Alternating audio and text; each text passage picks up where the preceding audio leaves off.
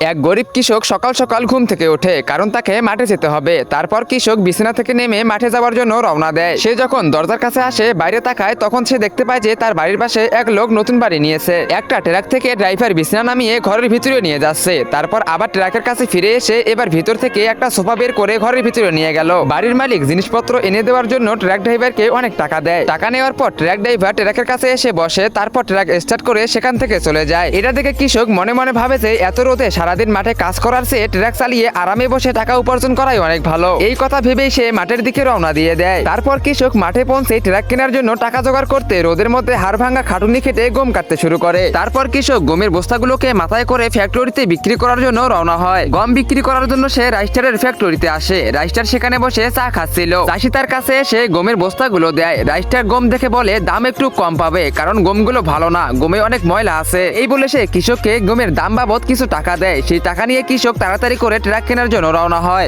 Guys, আমি ইদানিং শুনতেছি যে ফ্রি ফায়ার থেকে নাকি পাবজি প্লেয়াররা অনেক বেশি বেড়ে গেছে। তো আজকে আমি এটাই দেখবো। তোমাদের কোনো কিছুই করতে হবে না। তোমরা যদি ফ্রি ফায়ার খেলে থাকো এবং ফ্রি ফায়ারকে ভালোবেসে থাকো, তবে অবশ্যই ভিডিওতে লাইক করে চ্যানেলটিকে সাবস্ক্রাইব করে দাও। আর পাবজিকে ভালোবাসলে কমেন্ট বক্সে কালো লাভ দাও এবং ফ্রি ফায়ারকে ভালোবাসলে লাল লাভ দাও। আমি দেখতে চাই কার অডিয়েন্স সব থেকে বেশি। টাকা নিয়ে কৃষক সোজা ট্রাক কেনার জন্য আজ্জু ভাইয়ের শোরুমে চলে আসে, যেখানে আজ্জু ভাই ঘুমিয়ে ঘুমিয়ে পায়েল গেমিং এর স্বপ্ন দেখতেছিল। কৃষক আজ্জু ভাইকে ঘুম থেকে ডেকে তোলে। আজ্জু ভাই ঘুম থেকে উঠে বলে, কে রে তুই, কি চাই এখানে? তারপর কৃষক গম বিক্রি করা কিছু টাকা দিয়ে বলে, নে ভাই, আমাকে একটা ট্রাক প্যাক করে দে। এই কথা শুনে আজ্জু ভাই শুয়ে শুয়েই বলে, আবে এটা কি কোনো 150 টাকার মিষ্টি নাকি যে তোকে আমি প্যাক করে দেবো? তোর বাপ কখনো ট্রাক কিনেছে? চল যা এখান থেকে, আমাকে ডিস্টার্ব করিস না। কৃষক এত অপমান সহ্য করে আরো টাকা ব্যবস্থা করার জন্য সেখান থেকে চলে যায়। কৃষক রাস্তায় চলতে চলতে একটা ব্যানার দেখতে পায়, যেখানে লেখা ছিল এক ব্যক্তি মদ সাপ্লাই করতে গিয়ে পুলিশের হাতে ধরা পড়েছে। এটা দেখে কৃষকের মাথায় একটা দুষ্টু বুদ্ধি খেলে যায়। তারপরে সে সোজা সবচেয়ে বিপজ্জনক সন্ত্রাসীর আস্তানায় এসে পৌঁছায়। সেখানে সন্ত্রাসী এবং তার দুই চামচা দাঁড়িয়েছিল। তারপর কৃষক সন্ত্রাসীর কাছে হাত জোর করে বলে, আমার টাকার খুব দরকার, আমাকে টাকা দিন, এর বিনিময়ে আমি আপনার মদ সাপ্লাই করে দেব।